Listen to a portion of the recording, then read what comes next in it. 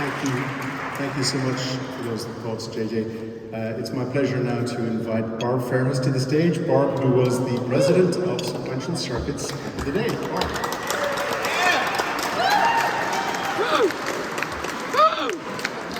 I have to say, these are hard acts to follow. I was with Dave in the very, very early days, and my little story is quite simple. But I'm hoping that you'll appreciate, now that I realize that I was in the presence of such greatness, I guess I just took it for granted. And fair enough, because Dave was such an unassuming and wonderful person. But I'm going to spend a little bit of time sharing with you some of my memories of growing up with Dave and Sequential. I met Dave at a frequent happy hour I attended with classmates from Santa Clara University. I was working at SJSU while working on my MBA at Santa Clara and was just finishing up my degree. I was ready for a new adventure. Dave was looking for help, having decided to move beyond his sequencer and programmer into the world of programmable polyphonic synthesis. What a world. Dave's ex, a classmate of mine, suggested me. What the heck? I might not know the difference between a capacitor and resistor, but I could learn. Dave took a chance on me, I took a chance on him, and a good time was born. My first intro into the company was the 500 square foot industrial space where I encountered 3 employees working with their backs to the window and Dave on the floor QCing a circuit board in his Viking garb. I found it interesting. They didn't care about having a window, and Dave didn't care about having a workbench. In a very short period, I learned that Jim, Dale, and Shelley were happy to have a job in electronic music, and that Dave was committed to his music, his application of technology to music, and naturally, his Viking. Dave was brilliant. He was intense. He did not suffer fools, and he pretty much always let you know where he stood, and often where you stood. But he listened, he shared ideas from within the company and without. He was fair, but most importantly, he liked to have a good time, which seems to be a theme that is prevalent in speeches this evening. We worked well together.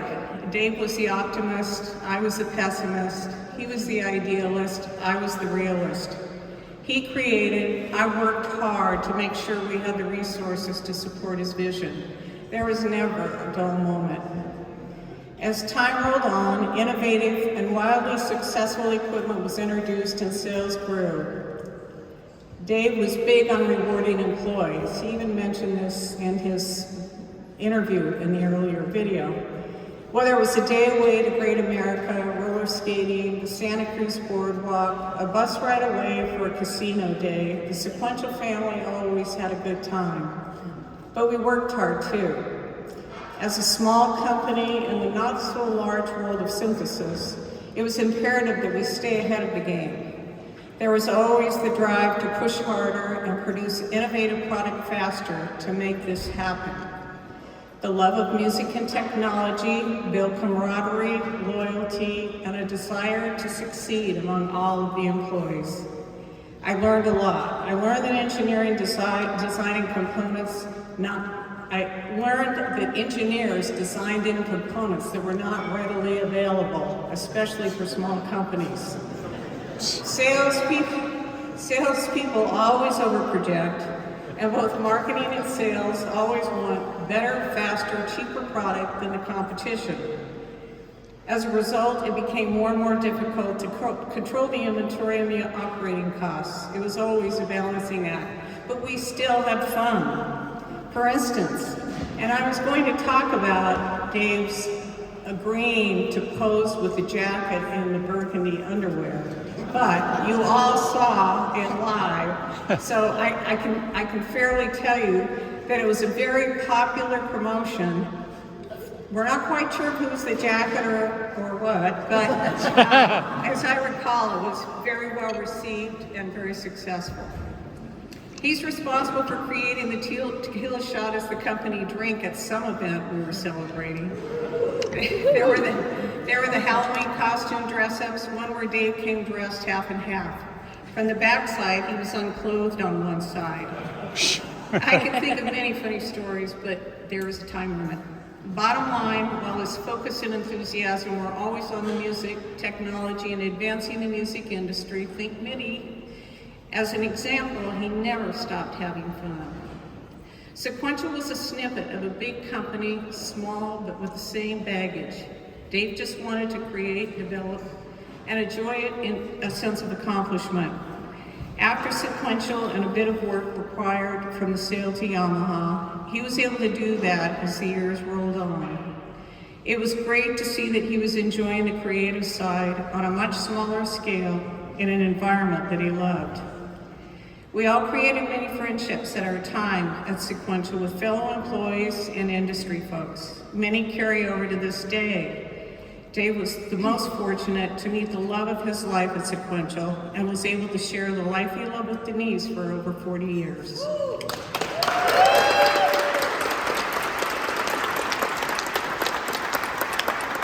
Denise and Sequential have put together an awesome way to honor Dave and his legacy with this event tonight. I know it would be exactly what he would hope for and love. Now I take pleasure in introducing Andrew McGowan, who holds the record for being, I believe, the longest standing Sequential employee to have worked with Dave since the earliest days. Are you going to speak it?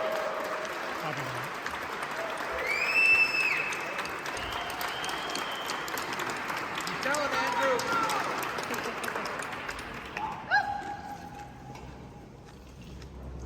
My noggin is enormous. Those guys are having fun. That is 2011 Sequential a holiday party, I believe, for Dave Smith Instruments at that point. Man, this is weird. It's very, very nice and gratifying to see everyone here tonight. So glad people made the effort to come. There are people here that I wasn't sure I would ever actually even see again. So it's kind of mind-blowing, really. Unlike JJ, Rick Huber and I walked up to Sequential Circuits in 1979 and asked for jobs, and and they gave them to us, which was kind of amazing, especially since I had no aptitude or ability that applied to electronics, anything like that. I couldn't even solder, and they made me an electromechanical assembler. So. Kind of amazing.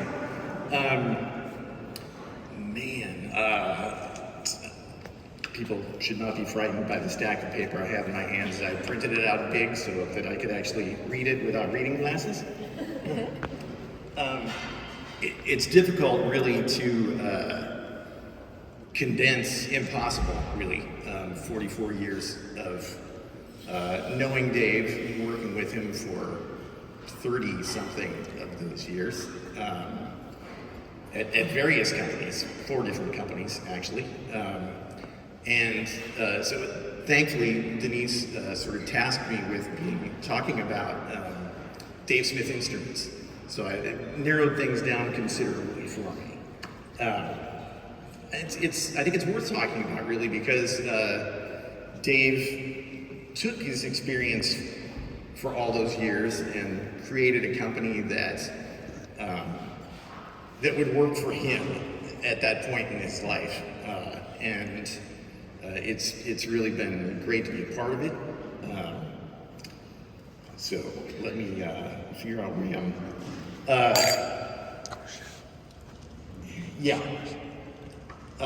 He used his experiences up to that point to forge a fairly unique path for himself. Dave wanted to establish a situation for himself where he could do what he loved to do, making hardware synthesizers, obviously, and to do it for as long as he wanted to keep doing it without having to put too much thought or energy into the parts that he just didn't really want to deal with, things like sales and employees, or things that he thought were a waste of time, like marketing. Marketing. From when he started developing Evolver in 2001 to my hire at the beginning of 2007, Dave Smith Instruments was Dave. He worked out of his home. He did all the hardware, software, and mechanical design. Assembly was carried out by a contract manufacturer an hour's drive away. He took and fulfilled direct orders. He was the shipping guy too. The Smith home in St. Helena was a regular stop on the UPS driver's route, and the driver would call Dave to ask whether or not there was anything to pick up that day. If you called DSI tech support, he answered the phone. He was the repair department. He was the company. He did have some help along the way. Sound design was handled by a group of volunteers in exchange for discounts on gear. Dave didn't like to give anything away. He thought that if people chose to play instruments based on what they could get for free, the instruments weren't of much value to begin with.